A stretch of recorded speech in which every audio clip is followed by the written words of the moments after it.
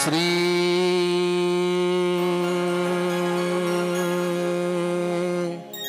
सरस्वतीभ्यो नमः। श्री गुरुभ्यो नमः। श्री साईनाथाय नमः। समचरण सरोजं सान्द्रनीलाम्बुदाभं जगन्नीतपानि मण्डनं मण्डनानां तरुण तुलसीमाला कंधरं कंजनेत्रं सदैव भवदहासं विठ्ठलं चिन्तयामि। कलावज्ञ जीवोद्धरार्थावतारम् कलाकाङ्कतेजोधिकामोधिवक्त्रम् खलानिश्यवादापनोदारदक्षम् समाधिस्थमूर्तिं भजे ज्ञानदेवम्। नमो सद्गुरु तुकया ज्ञानदीपम्। नमो सद्गुरु सच्चिदानंद रूपा। नमो सद्गुरु भक्त कल्याण मूर्ति। नमो सद्गुरु भास्करा पूर्ण कीर्ति। गंगा विशुद्धं निदपाद स्पर्शं सरोवेष्टितं चुंबितं पुण्यस्थानं सराले स्थितं तं समाधिस्थमूर्तिं नमामि गंगागिरियोगिराजं। तपोज्ञान वैराग्य भक्ति स्वरूपं सदालंकृतं साधु संन्यास योगं। मुखे यस्य वेदांत शास्त्रार्थ नीतिं नमो नारायण गिरी परब्रह्म स्वरूपं। नलो बाराया बाजा तुको बाराया।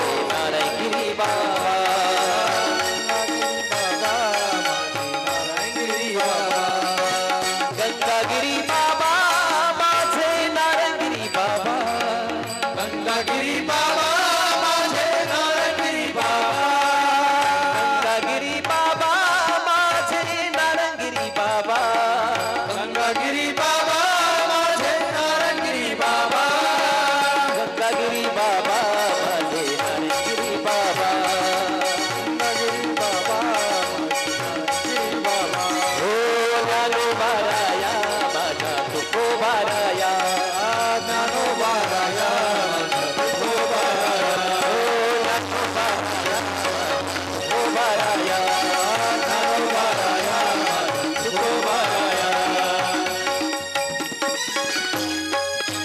माऊली ज्ञानेश्वर भगवान की जय. अखिल कोट ब्रह्मांड नायक राजाधिराज पंढरीश पांडुरंग परमात्मा मुक्त कैवल्य तुझे निधी माऊली ज्ञानोबराया जगद्गुरु तुकोबराया संत शिरोमणी सावता महाराज आदिशक्ती मुक्ताई माता सद्गुरु गंगागिरीजी महाराज सद्गुरु नारायणगिरीजी महाराज माझे गुरुवर्य स्वामी रामानंद गिरीजी महाराज महंत गुरुवर्य रामगिरीजी महाराज यांच्या चरणी साष्टांग प्रणिपात करून माऊली संत श्रेष्ठ ज्ञानेश्वर भगवान कैवल्य चक्रावर्ती साधकाचा मायबाप चिंतकाचा चिंतामणी भक्तांचा कैवारी असणारे माऊली ज्ञानोबाराया यांच्या चरित्रात कथेची आजचा हा तिसरा दिवस. 2 दिवस आपण सुंदर अशा प्रकारे कथा श्रवण केली. मोरवाडी समस्त ग्रामस्थ माझे तरुण बांधव असतील, वयोवृद्ध ज्येष्ठ श्रेष्ठ मंडळी असतील, आमच्या माता वर्ग असेल, त्यांनी 2 दिवस सुंदर अशा प्रकारे कथेचं श्रवण केलं. आणि ज्यांच्याकडे आमचं संत भोजन असेल, आमचे सरपंच रात्री शिवाजी भाऊ सगळेच सुंदर अशा संत भोजन सुद्धा त्यांनी व्यवस्थित पार पाडलंय. समोर बसणारी सर्व ज्येष्ठ श्रेष्ठ मंडळी आपल्या कथेकरता महाराष्ट्रातील नामवंत कलाकार मंडळी आपल्या गावामध्ये उपस्थित झाले आहेत. कारण आपल्या परिसराचा वैभव असणार, ज्यांची नादब्रह्म वारकरी शिक्षण संस्था राहता तालुका नवे नगर जिल्ह्यामध्ये मोठं वैभव त्या संस्थेचं त्यांनी उभं केलंय. कारण त्यांच्या संस्थेमध्ये जी मुलं घडतायत ना, कारण आज आमच्या मुलांना संस्कार देणं खूप महत्वाचं आहे. ते संस्कार जर आमच्या मुलांना संस्थेच्या मार्फत मधून वारकरी संप्रदायातून जर मिळाले तर नक्कीच आमचा पुढचा काळ चांगला जाईल. म्हणून ज्यांनी जो वसा वारकरी घडवण्याचा वसा मृदंगामध्ये असेल, कीर्तनामध्ये असेल, जे मुलं घडवण्याचं काम ज्यांनी चालू केलं ते असे असणारे माझे मित्र, माझे गुरुबंधू, आपल्या परिसराचा वैभव संतोषजी महाराज दीक्षित सुद्धा आपल्याला लाभले, हे मोठं भाग्य म्हणावं लागेल. कारण मृदंगाच्या बाबतीत आमचे गुरुवर्य स्वामी रामानंद गिरीजी महाराजांना मी नेहमी म्हणत असतो की ते हिरा घडून ठेवलं संतोषजी महाराज. सहजासहजी ते मिळत नाही, त्यांच्याकरता एकदा टाळ्या वाजवा. आणि दुसरेच असे असणारे नेहमी माझ्याबरोबर सावलीप्रमाणे असणारे आमच्या परिसराचं वैभव, उत्कृष्ट आवाज, त्या आवाजामधली लपक रावसाहेबजी महाराज वेताळ ते सुद्धा उपस्थित झाले, त्यांच्याकरता एकदा टाळ्या वाजवा. दुसरेच 2 दिवस ज्यांनी आपल्याला मंत्रमुग्ध केलंय. बोट सिनसायझरवर पळत असताना तुम्हाला नसेल दिसत, पण मी बघतोय प्रसंगाला कसं वाजवायचं, प्रसंग कसा तयार करायचं, जे ज्यांच्याकडून शिकावं म्हणजे आमचे विलास महाराज खंडीजोड, त्यांच्याकरता एकदा टाळ्या वाजवा. दुसरेच आज आलेले, माझ्या समवेत आलेले माझे गुरुबंधू, माझ्यावर मोठ्या भावाप्रमाणे प्रेम करणारे अनिलजी महाराज उंदरे मामा सुद्धा उपस्थित झाले, त्यांना धन्यवाद देतो. दुसरे असे असणारे आमच्या गाडे परिवाराचं भूषण, युवा कीर्तनकार, एक कीर्तनकार येऊन गेले माझे बंधू अमोलजी महाराज, आणि हे दुसरे बंधू सुनीलजी महाराज आबा, ते सुद्धा उपस्थित राहिले, त्यांना धन्यवाद देतो. इकडून आमच्याच गाडी परिवाराचे एक राजकीय क्षेत्रातील मोठं ज्यांचं नाव आहे असे असणारे आमचे काकासाहेब पाटील गाडे, ते सुद्धा उपस्थित झाले, त्यांना धन्यवाद देतोय. आणि आपल्या कथेचं दररोजचं जे चित्रीकरण करतायत, कारण तुम्हाला ही कथा पुन्हा कधी आयुष्यात बघायला मिळणार आहे. भक्तीचा वेडा चॅनल तुम्ही यूट्यूबला सर्च करा, सबस्क्राईब करून ठेवा, म्हणजे तुम्हाला कधी तुमच्या यूट्यूबला दिसेल. असे असणारे आमचे संदीपजी महाराज, संदीप दादा कौशी या ठिकाणी उपस्थित झाले, त्यांना धन्यवाद देतो. दुसरे असणारे साऊंड, आपल्या परिसराचं ज्यांचं नाव साऊंड ऑपरेटर म्हणून, चांगली साऊंडला काय लागतं काय लागत नाही याची चांगली जाण असणारे आमचे सागरदादा भालेराव, ते सुद्धा उपस्थित झाले, त्यांना सुद्धा धन्यवाद देतो. इकडं ज्यांची सुंदर साऊंड सिस्टीम आहे, कारण दोघांनी मिळून ते आवाज गोड काढलाय, आमचे गणेशदादांची सुद्धा ऑपरेटिंग गोड आहेत. गणेशदादाला धन्यवाद देतो. गणेशदादा जाधव, समोर बसणारे सगळेच आमचे गोविंद भाऊ चोळके सुद्धा उपस्थित आहेत. आपल्या गावातील सगळेच ज्येष्ठ श्रेष्ठ मंडळी, सर्वांना धन्यवाद देतो. माग आमचे प्रमोद दादा मोरे, ते सुद्धा मागच बसत असतात, त्यांना सुद्धा धन्यवाद देतो. माता वर्ग असेल आणि आपल्याच गावातील आमचे वीरेंद्र महाराज, ज्यांनी खरोखर काही मुलं घडवले. आमचे छोटेसे मुक्ताई हरिपाठ करताना मी बघितलं, मृदंगाचं काम असेल, हरिपाठ म्हणण्याचं विना घेऊन ज्या मुली इतके गोड अशा प्रकारे हरिपाठ म्हणतात, मी ऐकत असतो, कालही ऐकला. आणि त्या मुक्ताई करता एकदा टाळ्या वाजवा. आपल्याच गावातील ते एक लेकर आहात आणि त्यांच्या आयुष्यामध्ये तो हरिपाठ असेल, माऊली ज्ञानेश्वर महाराजांची ज्ञानेश्वरी असेल, त्यांच्या जीवनामध्ये नक्कीच त्यांना ती कामं येणार आहे. म्हणून प्रथमतः सर्व मोरवाडीकर सर्वांना मी धन्यवाद देतो. आणि माऊली ज्ञानोबारायाच्या या चरित्राचं वाचन चालू असताना, कथा चालू असताना आपण सर्व माता वर्ग, प्रथमतः खरोखर मी माता वर्गांनाच धन्यवाद देईल बरं का, कारण पुरुष मंडळीपेक्षा त्यांची संख्या जास्त आहे. बघा ना, चांगलं फिरून बघा, दररोज बघत असतो माता वर्ग जवळजवळ 75% त्यांचं ग्राउंड भरलेलं आहे. आपले उगं कुठंतरी बसलेले असतात, बाकीचे तिकडच गायछाप मळत बसलेले रस्त्यावर, कुणी कुठं. कारण माता वर्गांचा इतका सहभाग असतो ना आपल्या संसारामध्ये. कारण संध्याकाळी 5 वाजता आम्ही शेतातून घरी आलो का आम्हाला कुठल्याही प्रकारचं काम नसतं, पण त्यांनी ते गायांच्या धारा काढायच्या, संध्याकाळचं ते चारा वैरण त्यांनीच करायचं. आपले बहादर तर असे ना, संध्याकाळचा दिवा सुद्धा त्यांनीच लावायचा, हे काहीच नाही, हे फक्त गायछाप मळत हिंडत असते बाहेर. सकाळी त्यांनी 5ला उठायचं संतोष महाराज, रात्री 10 वाजता झोपायचं आणि यांच्या अगोदर 5 वाजता उठायचं. आणि आपल्या घरातील जो परमार्थ जो जपला असेल ना, खऱ्या अर्थाने आमच्या माता वर्गाने जपलाय. सकाळची देवपूजा असेल, सकाळचा दिवा असेल, आणि सगळं माता वर्ग घरातला ते देवपूजा सुद्धा काही बाजार असेल, देवपूजा त्यांनीच करायची, हे काहीच करते नाही. ही हिंदू संस्कृती इतकी गोड आहे ना, खरोखर आपल्या खेड्यापाड्यामध्ये संस्कृती जपून ठेवली असेल ना, खऱ्या अर्थाने आमच्या माता वर्गाने जपून ठेवली. त्यांच्याकरता एकदा टाळ्या वाजवा ना पुरुष मंडळी. म्हणून मी प्रथमतः त्यांना धन्यवाद देईन. ते माऊलीचं चरित्र ऐकण्याकरता त्या दररोज हजर आहे. त्यांचं सर्व किती काम असो सगळं आवरून त्या उपस्थित असतात. आणि प्रथमतः सर्वांना धन्यवाद देतो, आमच्या तरुण मंडळांना धन्यवाद देतो. आणि माझ्या कथेकडे मी वळतोय. निवृत्तीनाथ महाराज, माऊली ज्ञानोबाराया, सोपान काका आणि माझी आदिशक्ती मुक्ताई यांचा काल जन्म झालाय. कारण मी अगोदरच बोलून गेलं का संत कोणाच्याही पोटी जन्म घेत नसतात, त्याला कुळ पवित्र लागतं, कुश पवित्र लागते. कारण विठ्ठल पंत आणि रुक्मिणी आई साहेब आयुष्यभराचा जो परमार्थ आहे म्हणून त्या भगवंतांनी त्यांच्या पोटी जन्म घेतलाय. कारण माझ्या निवृत्ती दादाचा अवतार म्हणजे भगवान शिवशंकराचा अवतार आहे. भगवान शिवशंकरांनी निवृत्ती दादाच्या रूपामध्ये अवतार धारण केलाय. माऊली ज्ञानोबाराय म्हणजे महाविष्णूचा अवतार आहे. सोपन काका म्हणजे ब्रह्मदेवाचा अवतार आहे. आणि आदिशक्ती मुक्ताई म्हणजे ती आदिमाया जगदंबा, त्या आदिशक्ती मुक्ताईचा अवतार आहे. कारण संत जगाच्या कल्याणाकरता जन्माला येत असतात. संतांचा जन्म कशा करता असतो? कारण ती मुक्ताई, आदिशक्ती मुक्ताई जन्माला आली.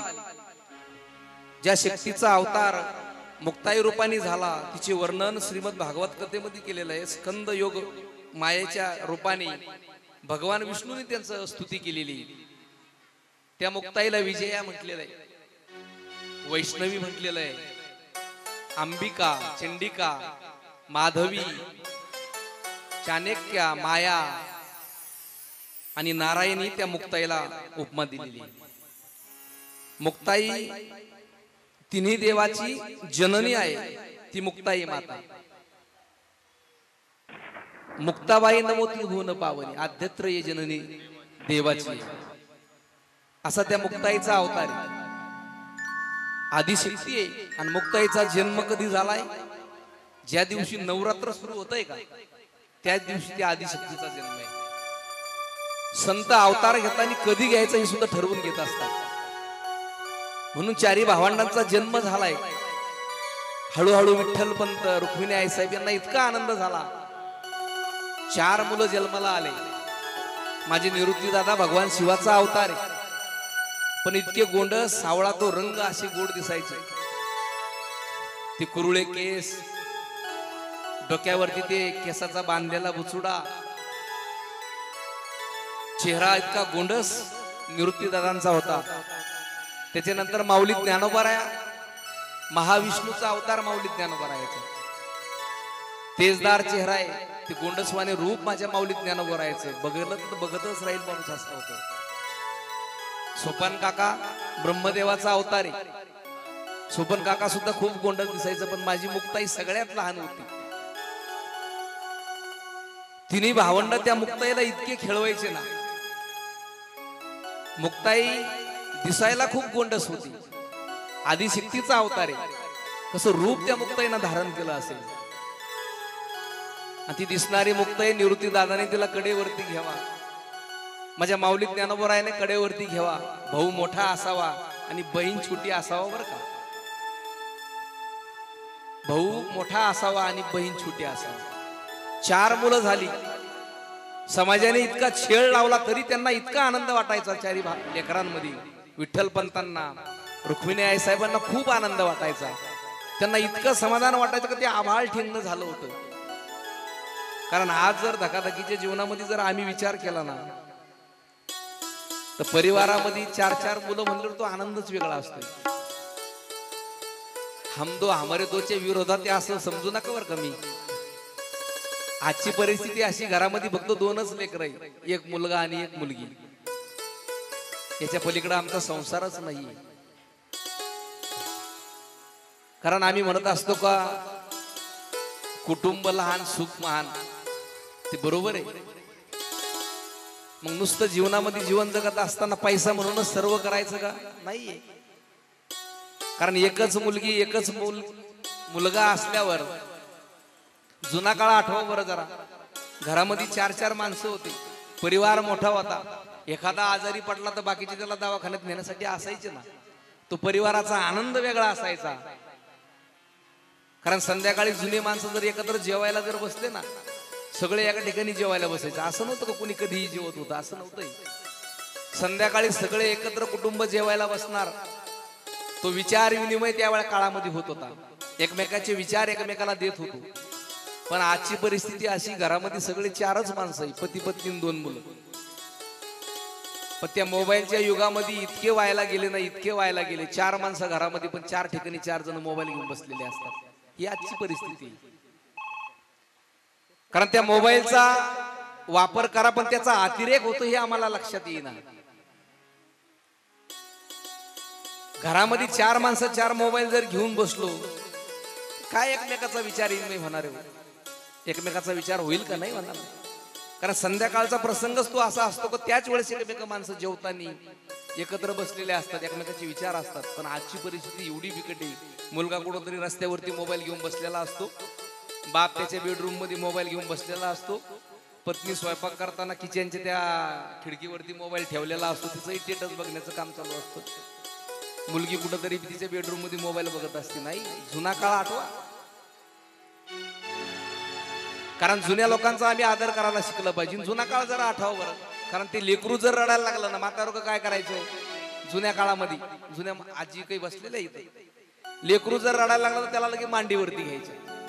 आणि मांडीवरती घेतल्याबरोबर ते लेकरू एका मिनिटात गप्प बसायचं, एकाच मिनिटात गप्प बसायचं. पण आजची परिस्थिती अशी, जर ते लेकरू रडायला लागलं ना, आमच्या मातावर काय करतात, पर्स मधून मोबाईल काढायचा आणि त्याच्या हातात द्यायचा. ही आजची परिस्थिती. मला हे म्हणायचंय, विज्ञान तंत्रज्ञानाचा विजय होतो का आमच्या मातृत्वाचा पराजय होतो, हे आज आम्हाला ठरवायची वेळ आली ना. त्या मोबाईलमुळे आमची आई आमच्यापासून लांब जाते, आमचा बाप लांब जातोय. याचा कधी आम्ही विचार केलाय का?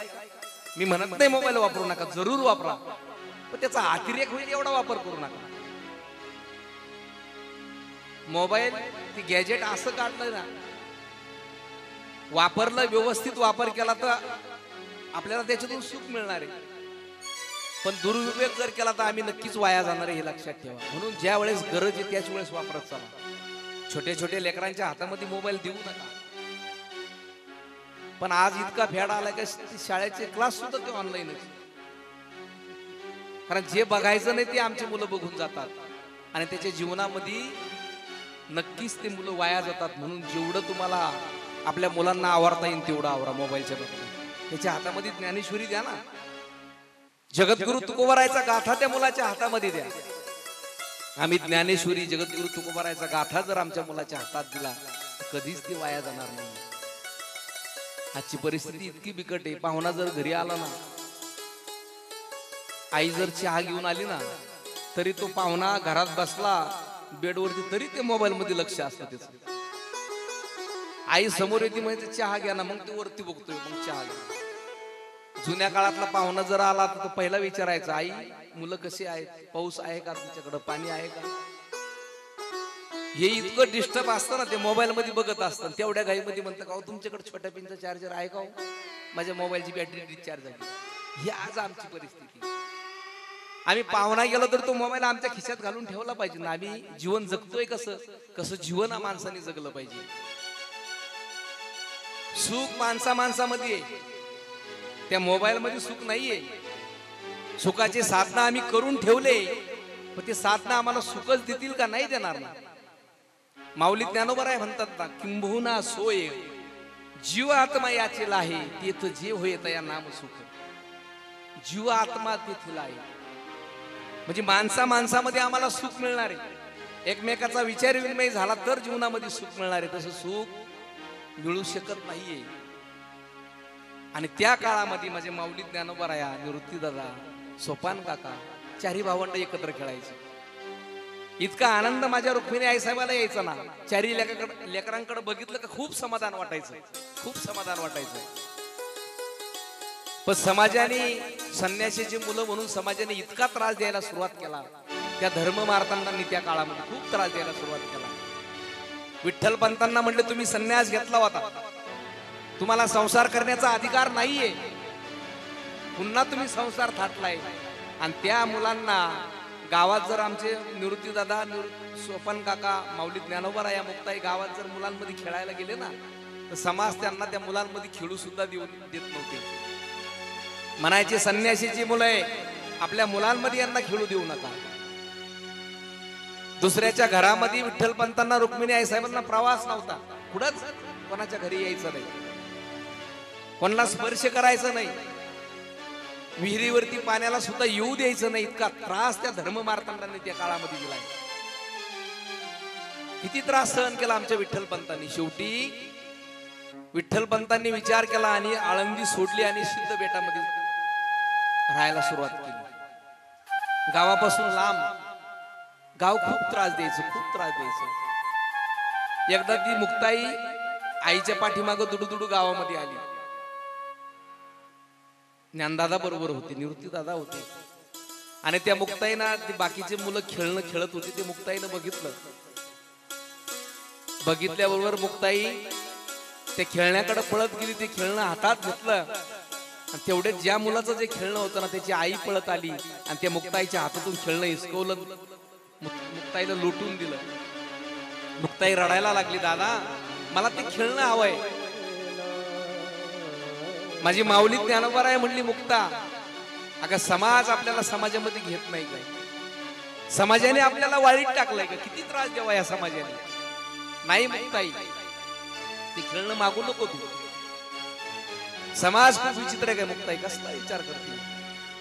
आणि मग त्या मुक्ताईनं ते खेळणं टाकून दिलं आणि पुन्हा मुक्ताई सिद्ध बेटामध्ये माऊली ज्ञानोबा सगळे निघून गेली.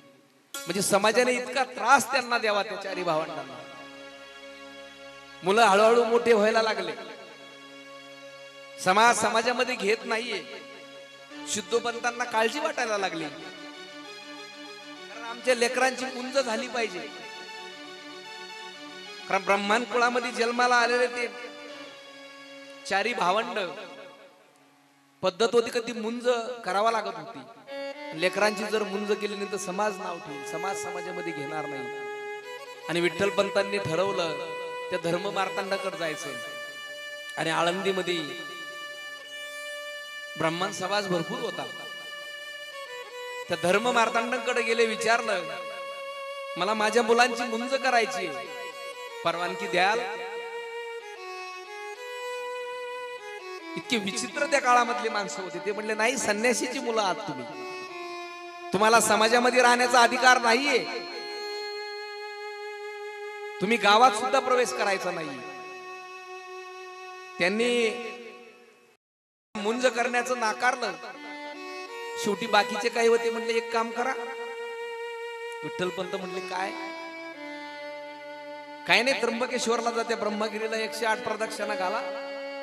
तुम्ही जी चूक केली ना त्या चुकीचं प्रायचित्त भोगा म्हणले.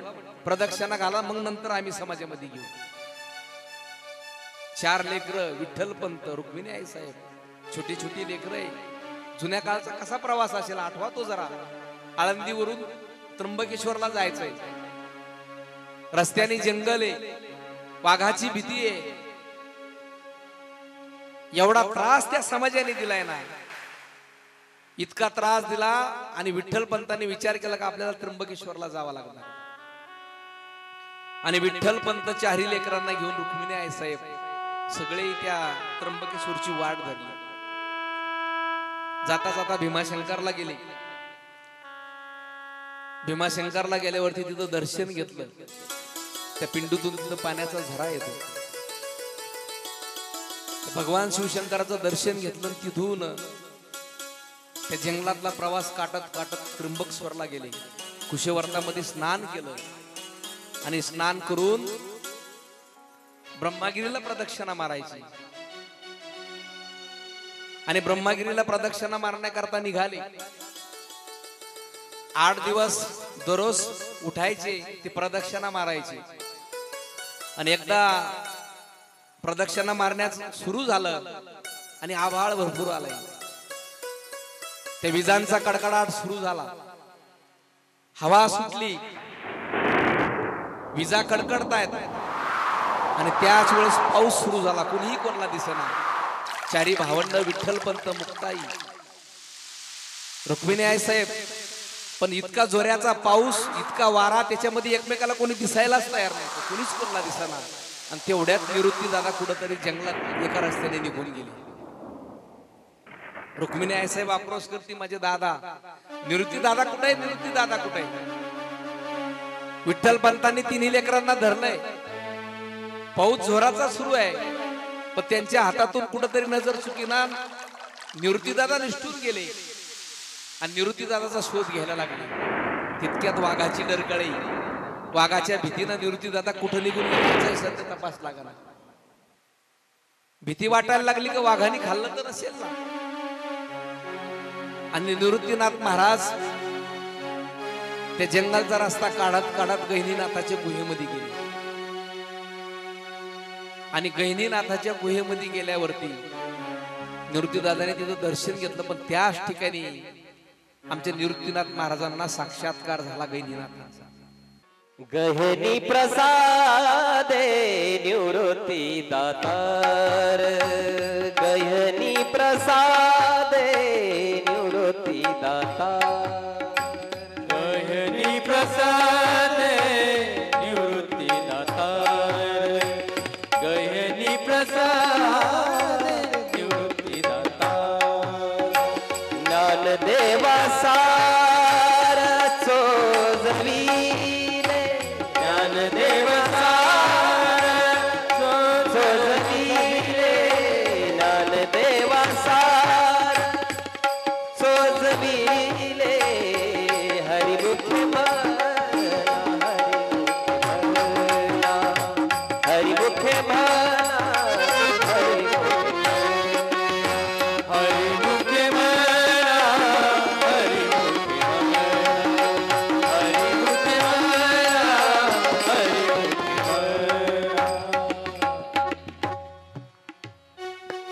इकडं विठ्ठल पंत रुक्मिणी आई साहेब आक्रोश करायला लागले, निवृत्ती दादा रेस्टून गेली.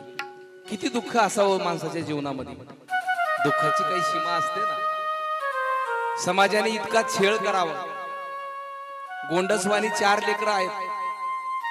त्या लेकरांचा संबळ करता करता निवृत्ती दादा कुठंतरी निष्ठून जावा. तिन्ही भावंड आक्रोश करतायत. विठ्ठल पंत, पाऊस चालू आहे, विजांचा कडकडाट आहे. किती दुःख व्हावं माणसाला. विठ्ठल पंत आणि रुक्मिणी आई साहेबांचं आयुष्यच असं गेलंय सगळं. आयुष्यभर दुःख दुःख दुःख त्यांच्या वाट्याला. कारण जीवनामध्ये दुःख किती असावा याचं तुम्हाला एक जिवंत उदाहरण मी सांगतोय. दुःखाची काहीतरी सीमा असते ना. आपण मागं बघितलं असेल अफगाणिस्तानचं तो युद्ध. ते युद्ध चालू असताना काही लोकांना स्वतःचं कुटुंब सोडून इकडे निघून यावं लागलं. वाटेल त्या देशात जावं लागलं. असाच अफगाणिस्तान मधलं एक कुटुंब, 2 पती पत्नी आपल्या 3 लेकरांना घेऊन निघाले. 2 देशामधलं युद्ध तुफान सुरू होतं. युद्ध रंगात आलं. 2 पती पत्नी आपल्या 3 लेकरांना घेऊन त्या युद्धातून पळत होते. कुठून तरी एखादी गोळी यायची, कारण त्यांनी स्वतःचा बंगला तिथं सोडला, गाडी तिथे सोडली, प्रॉपर्टी तिथं सोडली. फक्त स्वतःचा जीव वाचवण्याकरता ते 2 पती पत्नी आपल्या 3 लेकरांना घेऊन पळत होते. कुठून तरी गोळी यायची, एखाद्या माणसाला लागायची, तो मनुष्य रक्ताच्या थारोळ्यात कोसळायचा आणि माणसं त्या माणसांना तुडून पळत होती. पती पत्नी 3 लेकरांना घेऊन ज्यावेळेस पळत होते, सगळ्यात छोटं लेकरू आहे. 1ली 2रीचं लेकरू बापाच्या खांद्यावरती, 5वी 6वीचं लेकरू आईच्या बोटाला धरून पळतय.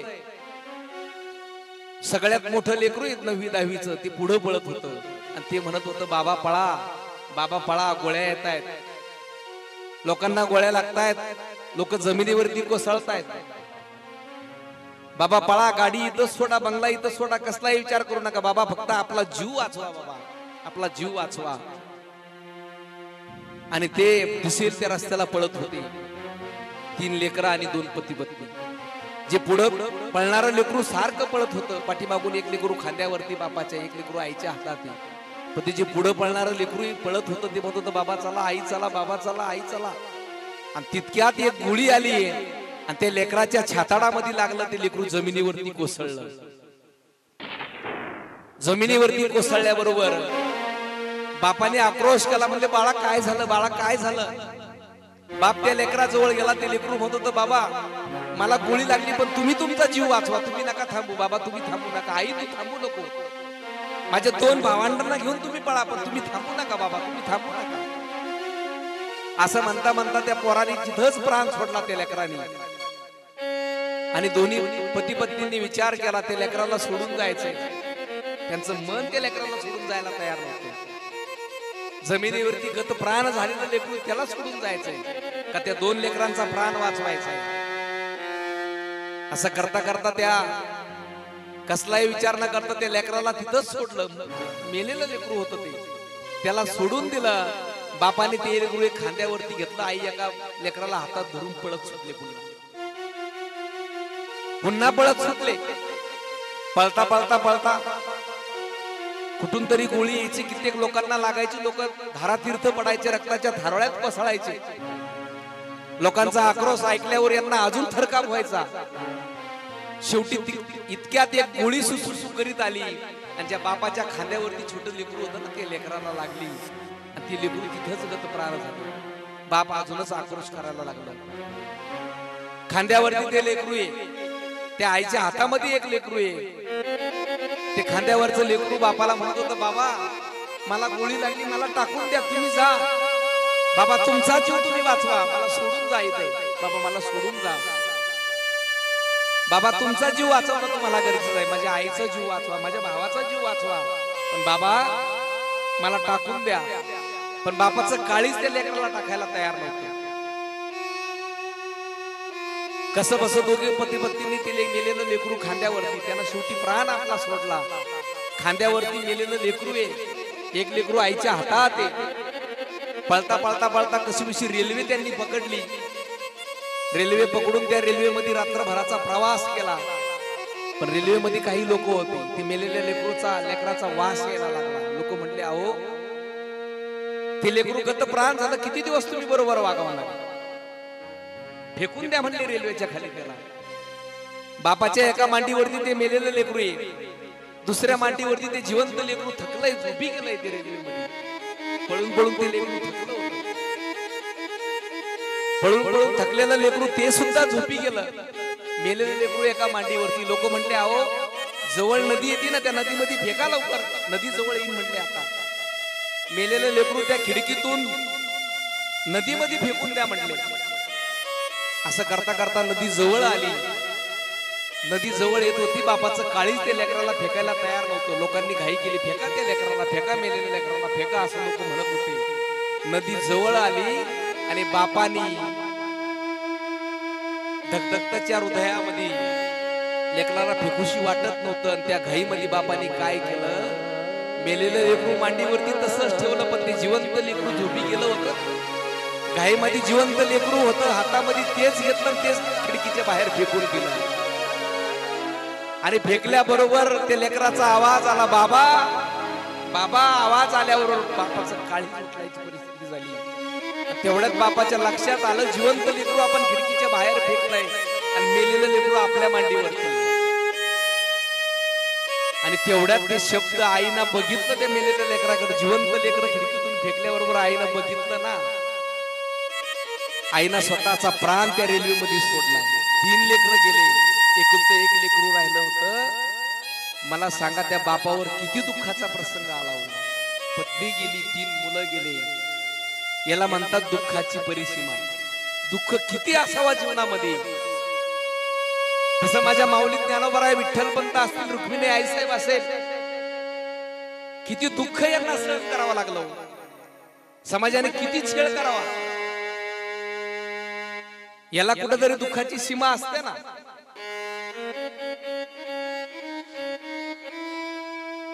म्हणून विठ्ठलपंत रडतायत, रुक्मिणी आईसाहेब रडतील, माझं बाळ कुठं गेलं असेल, वाघाने खाल्लं तर नसेल ना. उदास झालेली रुक्मिणी आईसाहेब सारखं त्या लेकराचा शोक करते, माझा निवृत्तीदाता कुठं गेला असेल. कारण त्यांच्या जीवनामध्ये तेवढंच आशेचं किरण उगवलं होतं. 4 लेकरं, पण तेही देवाने एक घेऊन गेलंय. शेवटी त्या ब्रह्मगिरीला प्रदक्षिणा मारत मारत त्या लेकराचा शोध, निवृत्तीदादाचा शोध घेत घेत घेत त्या गैनीनाथ महाराजांच्या गुहेसमोर आले. आणि त्या गुहेमध्ये बसलेले निवृत्तीदादा त्यांना दुसरे इतकं समाधान वाटलं, इतकं समाधान वाटलं. आणि माझ्या रुक्मिणी आईसाहेबांनी निवृत्तीदादाला बघितलं समोर, आणि बघितल्याबरोबर स्वतःच्या छातीला कवटाळलं. त्याचे कान भरले, बाळा कुठं गेला होता, कुठं गेला होता. आणि माझ्या विठ्ठलपंतांनी त्या निवृत्तीदादाला कवटाळलं. ज्ञानदादाने, मुक्ताईनी, सोपान काकांनी निवृत्तीदादाला मिठी मारली. म्हटली, दादा रात्रीपासून तुम्ही दिसत नव्हते, कुठं गेले होते. पुन्हा त्यांना झाला, निवृत्तीदादा गेले होते. पण निवृत्तीनाथ महाराजांना त्या गहिनीनाथाच्या गुहेमध्ये गहिनीनाथाचा साक्षात्कार झालाय. आणि त्याच वेळेस निवृत्तीदादाने ठरवलं की समाधी आपल्याला इथंच घ्यायची, त्र्यंबकेश्वर मध्ये. आता सर्वांनी वरती हात करा, एक भजन घेऊ. करा वरती टाळी, टाळी, टाळी.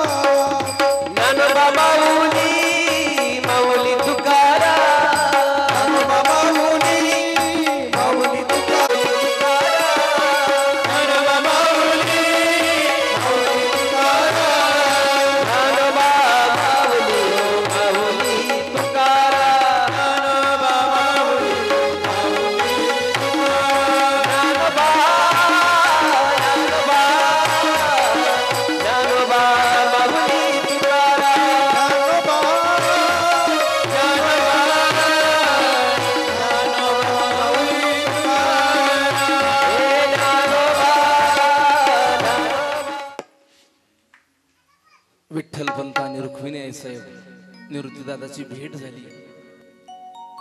आणि सगळेच पुन्हा त्र्यंबकेश्वरामध्ये खाली आले. पुन्हा त्र्यंबकेश्वरनाथाचं दर्शन घेतलं आणि तिथून पुन्हा आळंदीकडे रवाना झाले.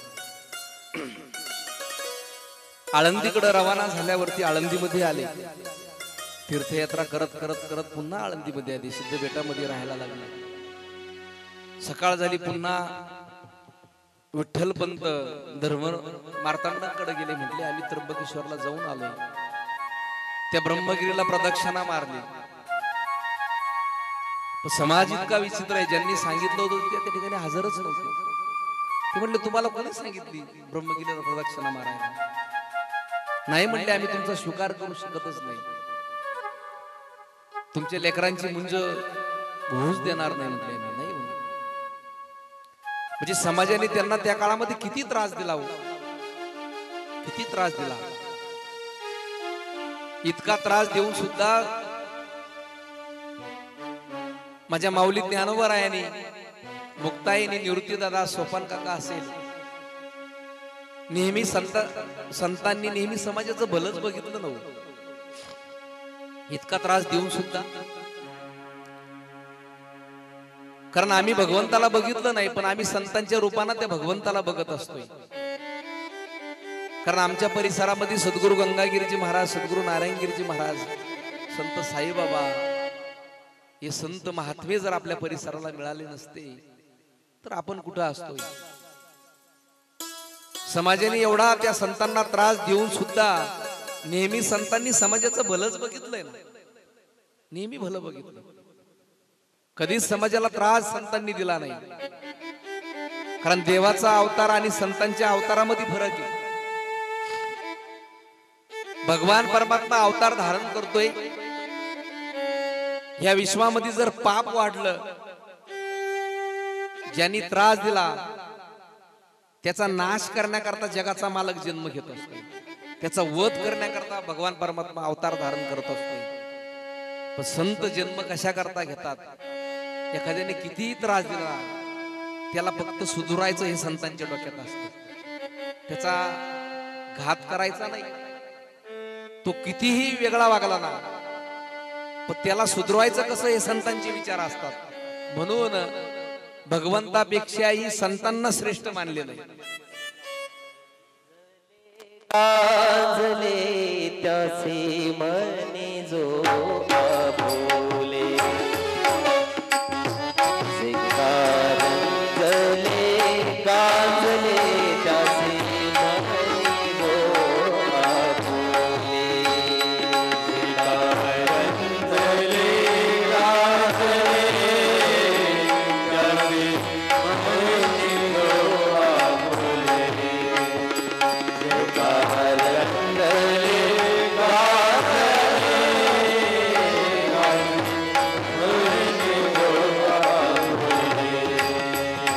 जरा करले जे फुलासी तेची दास आणि दासी, मने सांगू किती तोची भगवंताची मोठी, ते कारंजले गाजले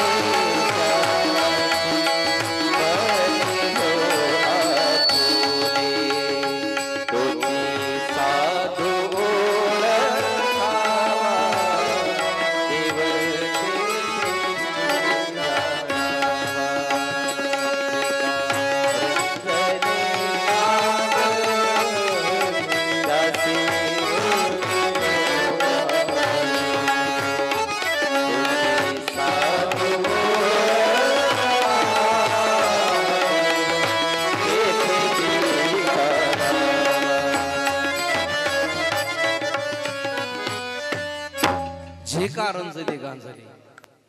खरं त्या संतांनी आमच्यावर किती उपकार करून ठेवले हो. माझे माऊली ज्ञानोबराया, समाजाने इतका त्रास देऊन सुद्धा माऊली ज्ञानोबरायांनी पसायदान लिहून ठेवलंय. आता विश्वात्मके देवे यांनी वागीतने तोशावे, तोसुनी मज द्यावे पसायदान. भगवंताला म्हणतात देवा तुझ्याकडे शेवटचं मागतोय, अख्खं विश्व सुखी कर, ज्यांनी त्रास दिलाय ना त्याला सुद्धा सुखी कर, ज्यांनी त्रास नाही दिला ना देवा त्याला सुद्धा सुखी कर, हे संतांचे विचार आहे. आता विश्वात्मके देवे येणे वागितले तोषावे तोसूनी मज द्यावे पसायदा नाही. जे खळांची बेंकटी सांडवता या सत्कर्मी रती वाढ खळ माऊली ज्ञानोबा राय म्हणतात जो आगळा वेगळा वागलाय ज्यांनी त्रास दिला ना त्याला तर पहिलं सुखी कर म्हटले. जो पारमार्थ करतो त्याला अगोदर नको सुखी करू. देवाला म्हटले जो त्रास देतो ना समाजाला त्याला पहिल्यांदा सुखी कर, हे संतांचे विचार आहे. सद्गुरु नारायणगिरीजी महाराजांनी किती त्रास सहन केला होत्या काळामध्ये. आठवा जरा बेटावरचा प्रसंग. जुना काळ जर आम्हाला आठवलं तर त्या बेटावरती रस्ता सुद्धा जायला नव्हता व्यवस्थित, पूल नव्हता. महाराजांनी त्या होडीतून नदीच्या बाहेर यायचं. तुमच्या आमच्या करता गावोगावी ते कीर्तन करत फिरायचंय. खडीचा सुद्धा रस्ता त्या काळामध्ये नव्हता. चिखलातून अगोदर तर म्हणतात का महाराज त्या मोटरसायकलीवरती प्रवास करायचे सुरुवातीला. का कशा करता करत होते प्रवास? तुमच्या आमच्या भल्या करताच ना, तुमच्या आमच्या कल्याणा करता साधू जन्म घेत असतो. आणि सद्गुरु नारायणगिरीजी महाराज त्या काळामध्ये, मला तर जुने लोकांचं काही आठवलं ते सांगतात. जुने लोक सांगायचे महाराज मोटरसायकलला जर मच्छी पेंट जर लागलं ना ते चिखल तर महाराज स्वतः काडी घेऊन ते पेंट काढायचे. इतका त्रास संतांनी त्या काळामध्ये सहन केला. दिवसभर कीर्तना करायचे, रात्री 10 वाजू 11 वाजू 12 वाजू आणि मग पुन्हा बेटाकडे निघायचे. रात्रीचा प्रसंग, नदीला पाणी आलेलं असायचं आणि मग त्या पुन्हा होडी रात्री बोलवायची, त्या होडीतून प्रवास करून पुन्हा बेटात मुक्कामी जायचं. महाराजांचं वैशिष्ट्य होतं, कुठं मुक्कामाला थांबत नव्हते महाराज. कोणाच्या घरी नाही, कुठंच नाही. कितीही रात्र हो, रात्री ते पुन्हा बेटामध्ये जायचे. आणि जवळजवळ सद्गुरु नारायणगिरीजी महाराजांनी 109 वर्षे तुमच्या आमच्या करता अहोरात्र फिरत राहिले. शेवटच्या श्वासापर्यंत कीर्तन त्यांनी केले ना. त्यांना मिळालं नसतं का? एका जागेवर बसून राहिले असते तर त्यांना कोणी दिलं नसतं खायला. पण हा समाज, माझा समाज अडाणी हे महाराजांना वाटायचं. हा माझा समाज सुधरावा, कारण या समाजाला परमार्थ कळत नव्हता, भगवंत समजत नव्हता. आणि सगळ्यात जो कळस केला असेल सद्गुरु नारायणगिरीजी महाराजांनी केला. एवढा समाज त्या बेटाला जोडलाय. 109 वर्षे नुसती फिरत राहिली. आपल्या बेटावरती काहीतरी 52 वर्षाचा कार्यकाळ आहे बाबांचा. पण 52 वर्षे महाराज 1 मिनिट सुद्धा, 1 दिवस सुद्धा खाली जात नव्हता. सारखी फिरत असायचे. मी त्या दिवशीच बोलून गेलो का महाराज एका धोतराच्या 2 लुंग्या करायचे. आणि जर शर्ट फाटला, लुंगी जर फाटली ना संतोष महाराज, तर सुई घेऊन शिवत असायचे. हो, किती वेळेस आमच्या डोळ्याने बघितला. डोळ्यात अक्षरच्या पाणी यायचं. एवढा मोठा महात्मा आहे, शर्ट जर फाटला तर सुई घेऊन शिवायची. समाजाने दिले नसते ते. जर म्हटले असते तर समाजाने दररोज नवे कपडे घेऊन दिले असते त्यांना. फक्त एक टाइम जेवण होतं, एकदाच दिवसातून जेवायचं. का तर त्यांना माहित होतं जेवण केलं तर आपल्याला कीर्तन होणार नाही. सकाळी जेवण जर केलं तर 4-4 घंटे कीर्तन करायचे. कोणासाठी? तुमच्या आमच्यासाठी अहोरात्र कष्ट त्या महात्म्याने घेतले. गेले दिगंबर ईश्वर विभूती, गेले दिगंबर ईश्वर विभूती, गेले दिगंबर ईश्वर विभूती, गेले दिगंबर ईश्वर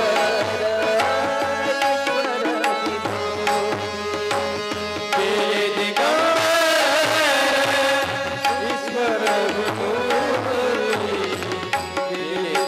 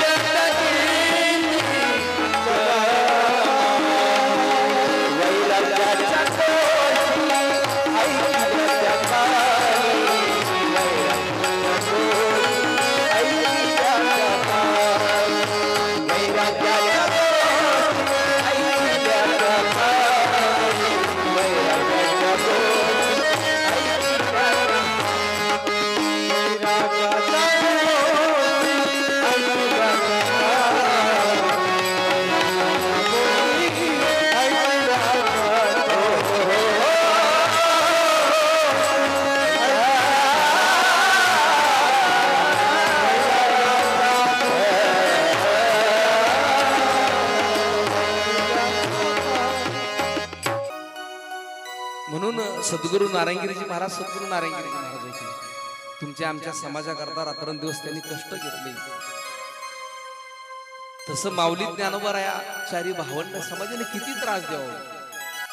शेवटी त्या धर्म मार्तांडाने सांगितलं का नाही, तुम्हाला पैठण या ठिकाणी जावं लागलं शुद्धीपत्र मिळण्याकरता. आम्ही देऊ शकत नाही म्हणले आळंदीमध्ये धर्म मार्तांड. शेवटी विठ्ठलपंतांनी विचार केला, शुद्धीपत्र आणण्याकरता पैठणला. म्हणले हो, पैठणच्या धर्मसभेमध्ये जा, तुम्हाला तिथं शुद्धीपत्र मिळेल. आणि त्यांनी शुद्धीपत्र दिलं का घेऊन या, मग ते शुद्धीपत्र आम्हाला दाखवा म्हणा. विठ्ठलपंत पैठणला निघाले. पैठणला गेल्यावरती पैठणच्या धर्मसभेमध्ये गेले. सकाळ झाली, सगळी धर्मसभा बोलवली. सगळे ब्राह्मण सगळे त्या ठिकाणी त्या धर्मसभेमध्ये उपस्थित झाले. आणि विठ्ठलपंतांनी आपला प्रस्ताव मांडला का आम्हाला शुद्धीपत्र हवं. हे आळंदीच्या धर्मसभेमधून काहीतरी त्यांनी कागद विठ्ठलपंतांकडे दिला होता. पण त्या कागदामध्ये असं नमूद केलं होतं का विठ्ठलपंतांनी संन्यास घेतल्यानंतर संसार सुरू केलाय, त्यांना जगण्याचा काही अधिकार नाही, त्यांना शुद्धीपत्र दिलंच नाही पाहिजे, असं त्या आळंदीच्या ब्राह्मणांनी त्या शुद्धीपत्र एका चिठ्ठीमध्ये लिहून दिलं होतं.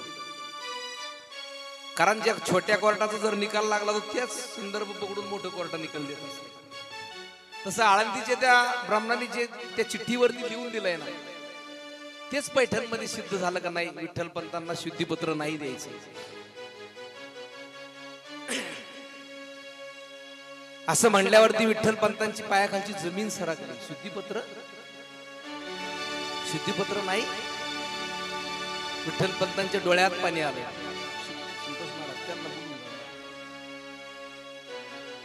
विठ्ठलपंतांच्या डोळ्यात पाणी आलं. आणि विठ्ठलपंतांचे मामा पैठण मधलेच होते, कृष्णाजी देवकुळे म्हणून. निराईचे भाऊ कृष्णाजी देवकुळे, पण वय त्यांचं झालं होतं. विठ्ठलपंत त्यांच्याकडे गेले, कृष्णाजी देवकुळे म्हणून. आणि त्यांच्याकडे विठ्ठलपंत गेले, मामांना सगळी हकीकत सांगितली. स्वतः कृष्णाजी पंत देवकुळे धर्मसभेत आले. त्या धर्म मार्तांडांनी नाही त्यांना शुद्धीपत्र दिले. म्हणले नाही विठ्ठलपंत, तुम्हाला शुद्धीपत्र. विठ्ठल पांडुरंगा पुढं सोपान पाठीमागा माऊली ज्ञानोबा ही छोटी मुक्ताई बघा. बोलेले हरे का नाम विठ्ठल पांडुरंगा. पांडुरंगा पांडुरंगा पांडुरंगा पांडुरंगा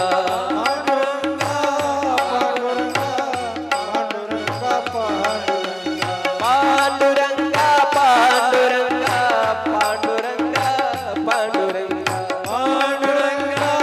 पांडुरंगा पांडुरंगा बोलेले हरि का नाम विठ्ठल पांडुरंगा. बोलेले हरि का नाम विठ्ठल पांडुरंगा. बोलेले हरे का नाम विठ्ठल पांडुरंगा. बोलेले हरे का नाम विठ्ठल पांडुरंगा.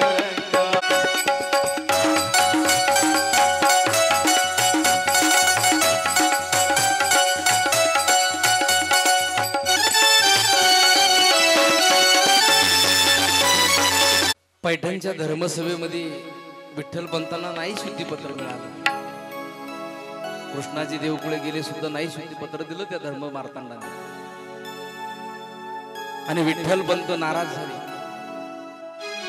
आता काय करायचं. आणि विठ्ठलपंतांनी पुन्हा आळंदीचा रस्ता पकडला. लेकरांच्या आठवणीमध्ये, रुक्मिणी आईसाहेबांच्या आठवणीमध्ये विठ्ठलपंत पुन्हा आळंदीकडे निघाले. आणि विठ्ठलपंत येता येता संध्याकाळ झाली. आमच्या रुक्मिणी आईसाहेब लेकरं झोपी गेले होते. पाठवतो तुम्ही.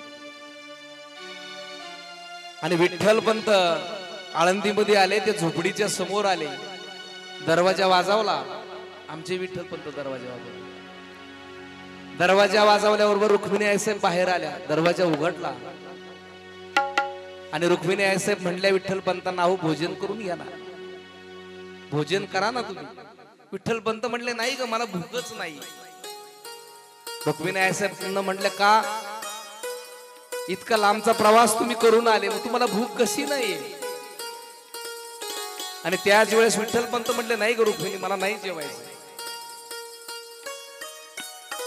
रुक्मिणी आईसाहेब म्हटले, का नाही जेवायचं? शुद्धीपत्र मिळालं आपल्याला. त्यावेळेस विठ्ठल पंत म्हटले, नाही ग रुक्मिणी, नाही मिळालं शुद्धीपत्र. त्या धर्म मार्तांडांनी आपल्याला शुद्धीपत्र नाही दिलं. मग रुक्मिणी, अगं आपल्याला पैठणच्या धर्मसभेमध्ये शुद्धीपत्र दिलाच नाही. उलट त्यांनी सांगितलं की देहांत प्रायचित्त तुम्हाला घ्यावं लागणार आहे. देहांत प्रायचित्त, देहांत प्रायचित्त घ्यावा लागणार आहे म्हटलं. ते शब्द आमच्या रुक्मिणी आईसाहेबांनी ऐकले, पायाखालची जमीन सरकली. देहांत प्रायचित्त, देहांत प्रायचित्त घ्यावं लागणार. हो रुक्मिणी, दुसरा पर्याय नाही का? बघ, 4 लेकरांना सोडून जायचंय. रुक्मिणी आईसाहेब म्हणायला लागले. विठ्ठल पंत म्हटले, हो रुक्मिणी, 4 लेकरांना सोडून जावं लागणार आहे आपल्याला. रुक्मिणी आईसाहेब म्हणले, माझं काळीच तयार होत नाही. 4 लेकर बघा ना, हे लेकर कसे दिसायला. ते माझे माऊली ज्ञानोबा, निवृत्ती दादा, सोपन काका. ती छोटीशी मुक्ताई किती वर्षाची होती त्यावेळेस? 4च वर्षाची मुक्ताई होती. त्या मुक्ताईकडे आमच्या रुक्मिणी आईसाहेबांनी डोळे भरून बघितलं. तयार होईना स्वतःच हृदय नाही. शेवटी विठ्ठल पंत म्हणले, रुक्मिणी, तुला वाटतं ना समाजाने आपल्या लेकरांना सन्मानानं जगू देवा, तर रुक्मिणी देहांत प्रायचित्त घ्यावा लागणार आहे. रुक्मिणी म्हणली, तुम्ही देहांत प्रायचित्त घेणार, मला सुद्धा घ्यावा, तुमच्या बरोबर येणार, मी कशीच राहणार आहे. पण लेकरांना सोडूशी वाटत नाही हो. जीव कासावीस होतो त्या लेकरांकडे बघून. सोन्यासारखी लेकरं सोडून जायचंय त्यांना. कोण सांभाळणार आहे माझ्या लेकरांना? आपण असताना सुद्धा समाजाने एवढा त्रास दिला हो. कोण सांभाळणार आपण गेल्यावरती माझ्या लेकरांना? आणि शेवटी दुसरा दिवस उगवला, दुसरी संध्याकाळ झाली आणि विठ्ठल पंत म्हणले, रुक्मिणी, आपल्याला पर्याय नाही, देहांत प्रायचित्त आज घ्यावा लागला. आणि रुक्मिणी आईसाहेबांनी सगळ्यात मोठी आमची निवृत्ती दादा होती, निवृत्ती दादाला बोलवलं. निवृत्ती दादा, तू समजदार आहेस रे दादा, आम्ही गेल्यावरती सांभाळण्याचं काम तू करायचा. माझ्या ज्ञानदादाला, माझ्या सोपान काकाला, माझ्या मुक्ताईला. माझी मुक्ताई खूप लहान आहे म्हटलं, तिला काहीच कळत नाही, अजून काही नाही समजत. कारण तिला खूप जपलं रे म्हणले मी. माझा सोपाना तर इतका साधा भोळा आहे म्हणले, कधीही तो आयुष्यात शब्द बोलला नाही म्हणले, कधीच बोलला नाही माझा सोपाना. कधी त्याने हक्कानं माझ्याकडे काही मागितलं नाही म्हणले. शेवटी दोघांनी निर्णय घेतला. पण रुक्मिणी आईसाहेबाचा काळीच तयार होत नव्हतं लेकरांना सोडून जायचं. रुक्मिणी आईसाहेब म्हणले, निवृत्ती दादा, तू सांभाळायचा, तिघांना तू सांभाळायचं, तुझी जबाबदारी म्हटली. रुक्मिणी आईसाहेब विठ्ठल पंतांना म्हणत होते, अहो मला 3 लेकरांचं काही वाटत नाही, पण माझी मुक्ता खूप लहान आहे ना, तिला कोण सांभाळील? सकाळी उठल्यावरती ती विचारीन, बाबा कुठे, आई कुठे? काय सांगणार आहे माझ्या निवृत्ती दादा तुला? मी माझ्या मुक्ता बिगर नाही राहू शकत म्हणजे नाही राहू शकत.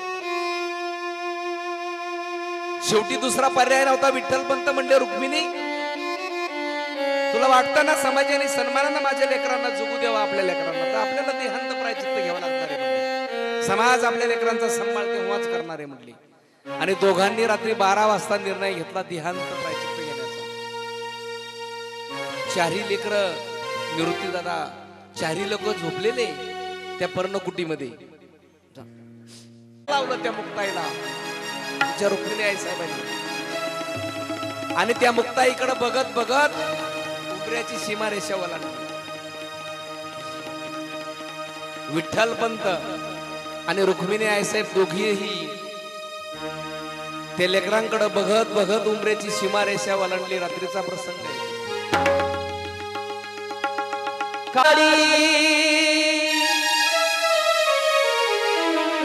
कासावीस प्राण मन तळमळी, कासावीस प्राण मन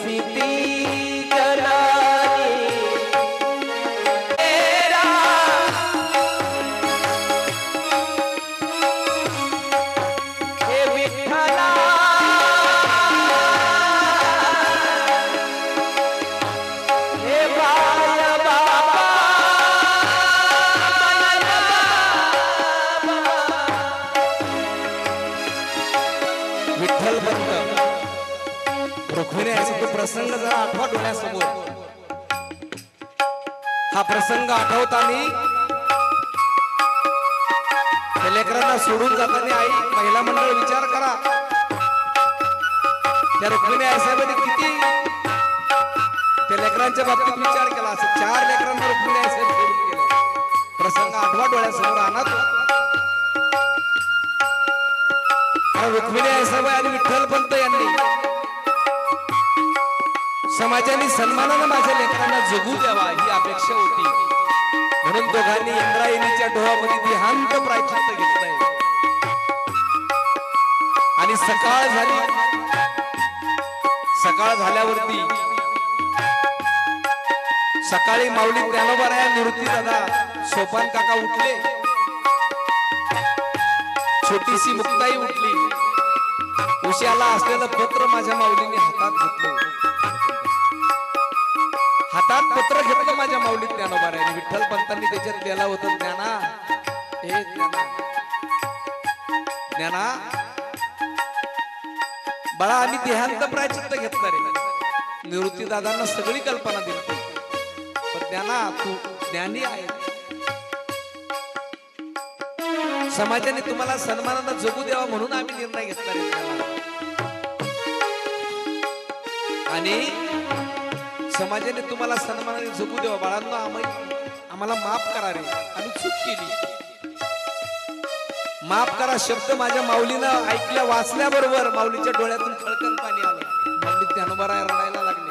बाबा आई, आयुष्यभर तर हाताच्या फोडाप्रमाणे तुम्ही आम्हाला जपलंय. समाजाच्या त्रासाला कंटाळून तुम्ही आत्महत्या केली. तेवढ्यात ती छोटीशी मुक्ता उठली. डोळे चोळत चोळत पर्णकुटीच्या बाहेर येऊन बघितलं, आई दिसत नाही, बाबा दिसत नाहीये. सोपान काका उठले.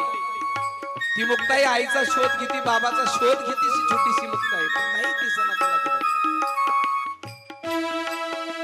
आणि मुक्ताईच्या लक्षात आला आई नाहीये, बाबा नाही. माऊली ज्ञानोबराया पत्र हातात होतं, डोळ्यात पाणी त्यांच्या आलं होतं, रडायला माऊली ज्ञानोबराया लागले होते. पण ती छोटीशी मुक्ता उठली, माऊली ज्ञानोबरायाकडे गेली आणि माऊली ज्ञानोबरायाच्या कमरेला मिठी मारली, म्हणली दादा, ओ दादा, दादा आई कुठे सांगा ना मला. सोडूनिया गेली आई आम्हाले करारा, सोडूनिया गेली आई आम्हाले करारा, आई आई आई आता म्हणून मी कुणाला, आई आई आई आता म्हणून मी कुणाला, आई आई आई आता म्हणून मी कुणाला, आई आई आई आता म्हणून मी कुणाला. शेवटी त्या मुक्ताईनं माऊली ज्ञानोबरायाच्या कमरेला मिठी मारली, म्हणली दादा आई कुठे सांगा ना. नाही बिगर आई बिगर राहू शकत म्हणले मी, बाबा बिगर नाही राहू शकत ज्ञानदादा, मी नाही राहू शकत, मला आई कुठे बाबा कुठे सांगा मला. माऊली ज्ञानोबरायाने त्या मुक्ताईची कशी कशी समजूत काढली. मुक्ता वेडी झाली का ग? नाही बाबा, आईला एक मिनिट मी कधी सोडलं नाही दादा. ज्या आईना तळ हाताच्या बोटाप्रमाणे मला जपलंय, तिने भावंडांनी मला जपलंय, बाबांनी माझे खूप गोड कौतुक केले दादा, खूप बाबांनी सांभाळलं. पण मला आई जर दिसली नाही, बाबा जर दिसले नाही, तर मी जगूच शकत नाही म्हणले. माऊली ज्ञानोबराय होते ते. माऊली ज्ञानोबराय म्हणले मुक्ता वेडी झाली का ग? मुक्ता संत कशा करता अवताराला येत असतात, आदिशक्ती आहे मुक्ता तू. समाजाने त्रास दिला, मग समाजाच्या त्रासाला कंटाळायचं का मुक्ता? आणि माऊली ज्ञानोबराय त्या मुक्ताईला म्हणले मुक्ता अगं संत आणि नदी आपला रस्ता कधीच सांगून जात नसतात ग. आईबाप दोघही संत होते आणि ते कोणत्या रस्त्याने निघून गेले आपल्याला सांगता येणार नाही, पण आपल्या हिताकरताच निघून गेले एवढं मी नक्की सांगेल. आणि त्या माऊली ज्ञानोबरायाने त्या मुक्ताईची कशी कशी समजूत काढली. मुक्ताईची समजूत काढली, घरात फडकं होतं ते एक उचललं. माझ्या माऊली ज्ञानोबरायाने त्या फडक्याला 2 गाठी मारल्या, त्याची झोळी बनवली माझ्या माऊली ज्ञानोबरायाने. समाजाने एवढा त्रास देऊन सुद्धा माझ्या माऊली ज्ञानोबरायाने समाजाकरता विश्व शांतीचा दिलासा देणारा ग्रंथ राज ज्ञानेश्वरी सारखा ग्रंथ माझ्या माऊलींनी समाजाला समर्पित केला. ही संतांची ताकद आहे. आई बाप निघून गेले आणि त्या मुक्ताईची समजूत माझ्या माऊली ज्ञानोबरायांनी काढली. आठवा तो प्रसंग, आठवा काय त्या लेकरांची अवस्था झाली असेल. छोटी छोटी लेकरं, मुक्ताई 4 वर्षाची होती, सोपान काका 6 वर्षाचे होते, 8 वर्षाचे माऊली ज्ञानोबराय होते आणि 10 वर्षाची निवृत्तीदाता होती. फक्त कोणाचाही आधार नाही. भिक्षा मागायला लोकांच्या दरवाजामध्ये गेलं तर कोणी भिक्षा व्यवस्थित देत नव्हतं त्यांना. संन्यासीची कार्टे म्हणून लोक हाकलून लावायचे दरवाजामध्ये. आणि त्या 4ही भावंडांनी आज या समाजाचं कल्याण केलंय ना. माझ्या माऊली ज्ञानोबरायांनी ज्ञानेश्वरी दिली, विश्वाचं, अख्ख्या विश्वाचं कल्याण माझ्या माऊली ज्ञानोबरायांनी केलंय. म्हणून माझ्या माऊली ज्ञानोबरायाचे खरे उपकार आपल्या अख्ख्या विश्वावर आहे. म्हणून आजची कथा ह्याच ठिकाणी विराम देते. ज्ञानदेव तुकारा, ज्ञानदेव तुकारा, ज्ञानदेव तुकारा, टाळी वाजवा. ज्ञानदेव तुकारा.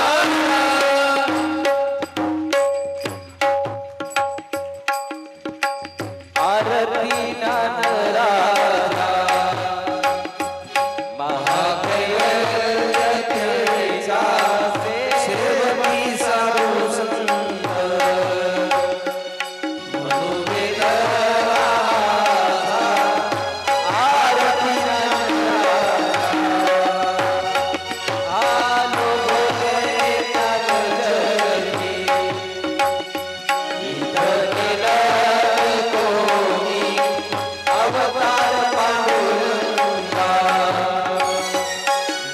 देवी